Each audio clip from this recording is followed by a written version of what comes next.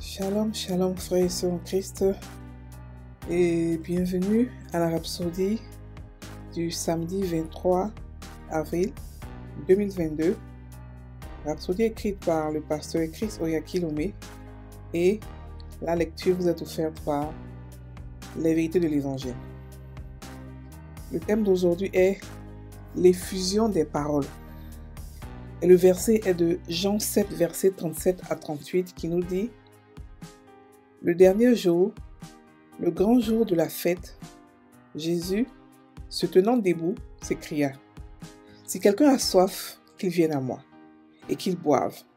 Celui qui croit en moi, des fleuves d'eau vive couleront de son sein, comme dit l'Écriture. Alléluia. Le pasteur qui se dit: examinons ce que nous venons de lire. Jésus dit: si vous croyez en moi, comme dit l'Écriture, de votre sein, des profondeurs de votre être, des fleuves d'eau vive couleront. Lorsqu'il a dit des fleuves d'eau vive, de quoi parlait-il? Quelle est cette eau vive? Ce sont des paroles, des fleuves de paroles vives. Plusieurs ont pensé que les fleuves d'eau vive se référaient au déversement de l'esprit venant de nous. Non, ce sont des paroles de vie. L'esprit est transmis sous forme de paroles, parce que les paroles sont esprit. Jésus a dit dans Jean 6, verset 63, « Les paroles que je vous ai dites sont esprit et vie. » Nous déversons l'esprit lorsque nous déversons des paroles. Alors, lorsque vous prenez la parole de Dieu de l'intérieur de votre esprit et vous la déclarez, lorsque vous prophétisez, vous déversez des fleuves d'eau vive. C'est ce que la Bible dit: si nous suivons la parole, nous aurons toujours de bons résultats. Étudiez le Nouveau Testament, vous découvrez qu'à chaque fois que les apôtres étaient remplis de l'Esprit, cela résultait à un déversement de paroles. Ils déclaraient la parole de Dieu avec assurance. Actes 4, versets 31 à 32. La parole du Seigneur a gagné en puissance et a prévalu. Vous pouvez le voir dans Actes 6, verset 7 et Actes 12, verset 24. Le fait d'être rempli de l'Esprit résulte toujours en un déversement des paroles. C'est la raison pour laquelle vous devez accorder une grande importance aux paroles. De temps en temps, remplissez-vous de l'Esprit selon ce que dit Éphésiens 5, verset 18 à 20, et déversez des paroles, des fleuves d'eau vive. Ces paroles vont dompter le monde, changer les circonstances et donner la vie à toutes choses en vous et autour de vous. Alléluia. Fin de la rhapsodie. Aujourd'hui, le pasteur nous parle de déclarer. Excusez-moi. Il nous parle de l'effusion des paroles. L'effusion des paroles, qu'est-ce que c'est? C'est lorsqu'il explique que l'effusion des paroles, beaucoup de personnes ont pensé que c'était le Saint-Esprit lui-même qui est en nous, qui devait une source avec laquelle nous déversons les choses et tout ça. Mais en fait, il explique ici que l'effusion des paroles, c'est en fait l'inspiration qui nous vient de notre esprit lorsque nous sommes remplis de Dieu. Et il explique que cette effusion-là, ce sont des prophéties, des bénédictions, des choses puissantes qui peuvent changer notre monde, qui peuvent changer les circonstances. Il explique que lorsque vous êtes rempli de Dieu, rempli de l'esprit, et vous commencez à prier, à parler, à prophétiser, à créer des choses de votre vie, c'est là que les choses peuvent réellement se passer. Parce que là, vous êtes en position de Dieu à 100%. Vous n'êtes pas distrait, vous êtes rempli de Dieu. Et on peut se remplir de Dieu. Alléluia. La Bible nous dit, ne vous enivrez pas du vin, c'est de la débauche. Mais plutôt, remplissez-vous du Saint-Esprit. Et il a montré comment le faire. Il a dit, par des psaumes, par des hymnes, par des cantiques spirituels, chantant et célébrant de tout votre cœur les louanges du Seigneur, rendant continuellement grâce pour toutes choses à Dieu le Père, au nom de notre Seigneur Jésus-Christ. Donc il explique ici comment se remplir, par des chants, par des psaumes, par des hymnes, par des cantiques spirituels. C'est-à-dire que ici tout se passe en esprit. On peut chanter en esprit, on peut rendre toute la gloire en esprit, On peut faire des psaumes, réciter des psaumes en esprit et se remplir. En fait, le remplissage de nous les chrétiens, ça se passe, la manière la plus rapide, c'est le parler en langue.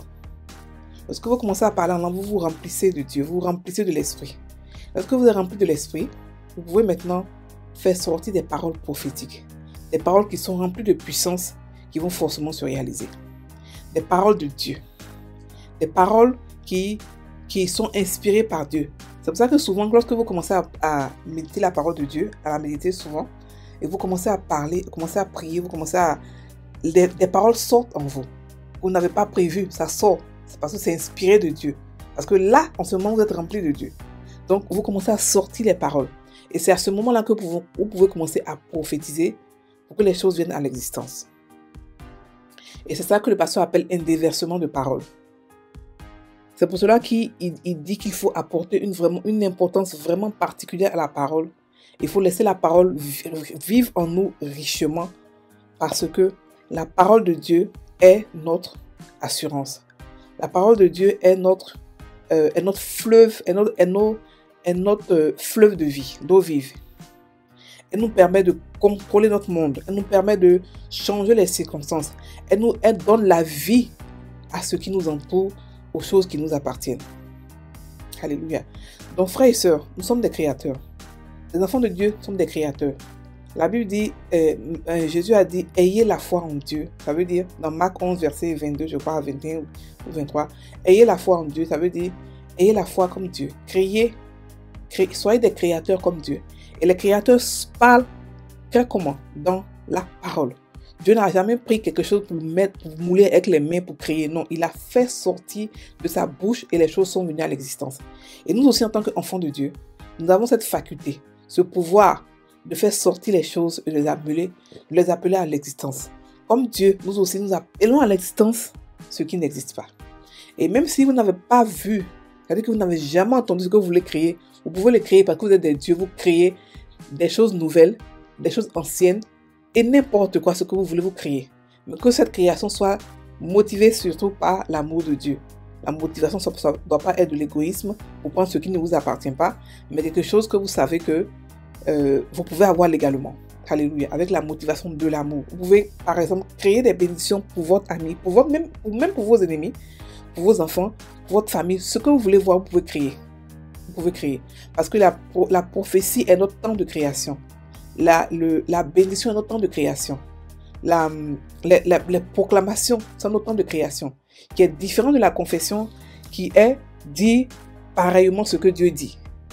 Mais par contre, la proclamation, la prophétie, la bénédiction, c'est là que nous pouvons créer. La Bible dit que en ces derniers temps, je mettrai de mon esprit sur toute chair. Vos filles et vos fils prophétiseront. Vos vieillards auront des visions. Ça veut dire que nous sommes tous devenus des prophètes. Il y a des gens qui ont des dons de prophétie, qui peuvent prophétiser toute la journée, remplis de l'esprit, quand Dieu le veut. Mais on a aussi la prophétie qui vient de lorsque nous voulons prophétiser, lorsque nous voulons créer. Et cette habilité-là, les gens de l'Ancien Testament n'avaient pas. C'est nous qui avons cette habilité-là.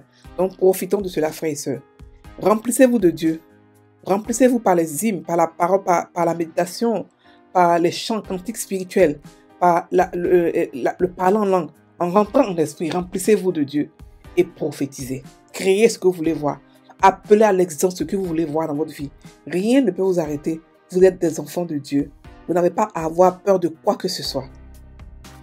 Vous avez la victoire sur Satan, sur tout son royaume. Donc, il n'est pas un facteur pour nous. Il est là, il existe, c'est vrai, mais il n'est pas, on ne le néglige pas, ça c'est sûr, mais on ne va pas le mettre dans tout en croyant que c'est lui qui fait tout et qui contrôle tout. Il ne contrôle rien. Il ne contrôle rien. La Bible dit qu'on est assis au-dessus de toute domination, au-dessus de lui. Et ce que nous faisons, c'est de le mettre, de le laisser à sa place où il est, c'est-à-dire que le forcer à rester là où il est. Et puis nous continuons notre vie, nous dominons ce monde. Et nous pouvons le dominer par nos paroles. Pas des paroles comme ça sans être en esprit. Les paroles sans être en esprit agissent, mais agissent plus lentement. Mais alors qu'une parole qui sort pendant que vous êtes en esprit, cette parole-là agit puissamment et rapidement. Alléluia. Allons maintenant prendre la prière qui dit: Cher Père, Je relâche l'énergie positive à travers mes paroles, car elles sont illimitées et éternelles. Je déclare la vie à tout ce qui me concerne.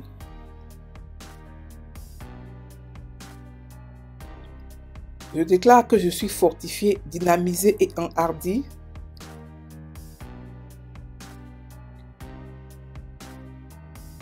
Pour prêcher l'évangile. Et il y a une grande moisson d'âmes dans le royaume.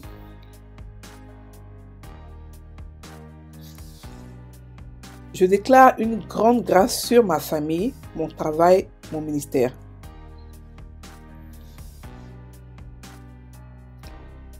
Je déclare une grande grâce sur mes finances. J'affirme la parole de Dieu dans chaque situation. Et je déclare uniquement la vie. Alléluia.